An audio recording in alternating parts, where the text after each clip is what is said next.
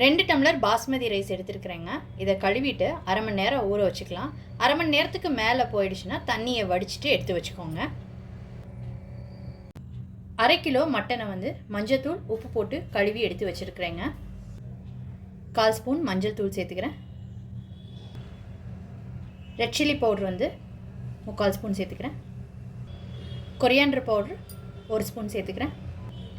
பிரியாணி மசாலா தூள் 1/2 ஸ்பூன் சேர்த்துக்கிறேன். இது வீட்டில் அரைச்சதுங்க. உப்பு கொஞ்சம் சேர்த்துக்கிறேன். இப்போ இது எல்லாத்தையும் சேர்த்து நல்லா மிக்ஸ் பண்ணி வச்சுக்கலாங்க. ஒரு 1/4 மணி நேரத்துலேருந்து 20 நிமிஷத்துக்கு ஊறிட்டு இருக்கட்டும். எல்லாத்தையும் ஒன்று சேர்த்து நல்லா மிக்ஸ் பண்ணியாச்சு. இது ஒரு பக்கம் இருக்கட்டும். மட்டன் பிரியாணி செய்கிறதுக்கு ஒரு மசாலா அரைக்க போகிறோங்க. அதுக்கு 10-12 சின்ன வெங்காயம் சேர்த்துக்கிறேன். 15 பல்லு பூண்டு, இஞ்சி, காரத்துக்கு 4 காய்ந்த மிளகாய், 2 பச்சை மிளகாய், 2 துண்டு பட்டை, 2 ஏலக்காய், 3 கிராம்பு சேர்த்துருக்குறேங்க. இது எல்லாத்தையும் தண்ணி விடாமல் அரைச்சி எடுத்துக்கலாம். இந்த மாதிரி கொரப்பாக அரைச்சி எடுத்து வச்சுக்கோங்க. இது ஒரு பக்கம் இருக்கட்டும். இப்போ பிரியாணி செய்ய ஸ்டார்ட் பண்ணிக்கலாங்க. குக்கரில் எண்ணெய் விட்டுக்கிறேன். நெய் 1 ஸ்பூன் விட்டுக்கிறேங்க. எண்ணெய் சூடானதுக்கப்புறம் இதில் இலை, பட்டை, கிராம்பு, அன்னாசிப்பூ தாளிச்சு விட்டுக்கிறேங்க. இதெல்லாம் பொரிஞ்சதுக்கப்புறம் 2 பெரிய வெங்காயம் சேர்த்துக்கிறேங்க. வெங்காயம் நல்லா வதங்கட்டும். வெங்காயம் நல்லா வதங்கிடுச்சுங்க. இப்போ அரைச்ச விழுதை சேர்த்துக்கிறேன்.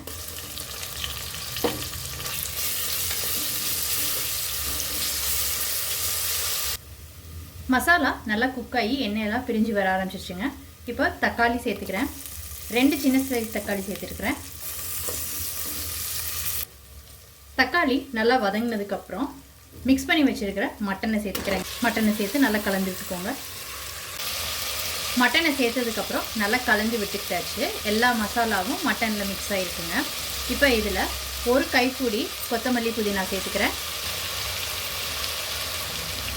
இதை நல்லா கலந்து விட்டுக்கலாம்.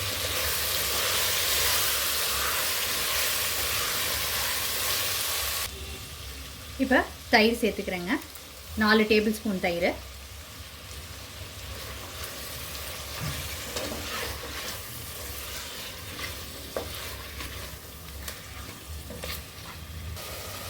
இப்போ 2 டம்ளர் தண்ணி சேர்த்துக்கிறேங்க. இப்போ இந்த டிஷ்ஷுக்கு தேவையான உப்பு சேர்த்துக்கலாங்க. ஏற்கனவே மட்டன் மிக்ஸ் பண்ணி வைக்கும்போது உப்பு சேர்த்துருந்தோம், அதனால் பார்த்து சேர்த்துக்கோங்க. இப்போ தண்ணி நல்லா கொதிச்சிட்ருக்கு. இப்போ குக்கரை மூடி 4 விசிலுக்கு மட்டனை வேக வச்சு எடுத்துக்கலாங்க. ப்ரெஷர் ரிலீஸ் ஆனதுக்கப்புறம் ஓப்பன் பண்ணியாச்சுங்க. மட்டன் வந்து நல்லா வெந்துடுச்சு. சப்போஸ் மட்டன் வேகாமல் இருந்துச்சுன்னா ஒரு 2-3 சவுண்ட் வேக வச்சு எடுத்துக்கோங்க. இப்போ ரைஸ் சேர்த்துக்கலாம். ஊற வச்சுருந்த அரிசி எல்லாத்தையும் சேர்த்துக்கிட்டாச்சு. இப்போ மெதுவாக கலந்து விட்டுக்கோங்க, அரிசி உடையாமல். இப்போ 1 டம்ளர் தண்ணி சேர்த்துக்கிறேங்க. இது நல்லா கலந்து விட்டுக்கலாம். மட்டன் வேக வைக்கும்போது ஏற்கனவே 2 டம்ளர் தண்ணி சேர்த்துருந்தேங்க. இப்போ 1 டம்ளர் சேர்த்துருக்குறேன். 1 டம்ளர் பாஸ்மதி ரைஸ்க்கு 1.5 டம்ளர் தண்ணி சேர்த்துக்கிட்டு இருக்கேங்க.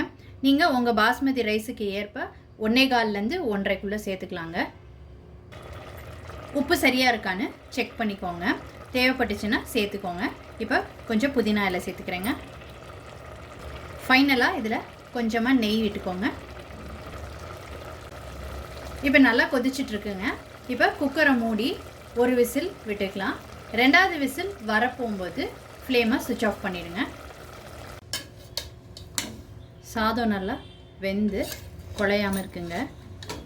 உதிரியாக இருக்குது. ரொம்ப சூப்பராக பிரியாணி ரெடி ஆயிடுச்சு.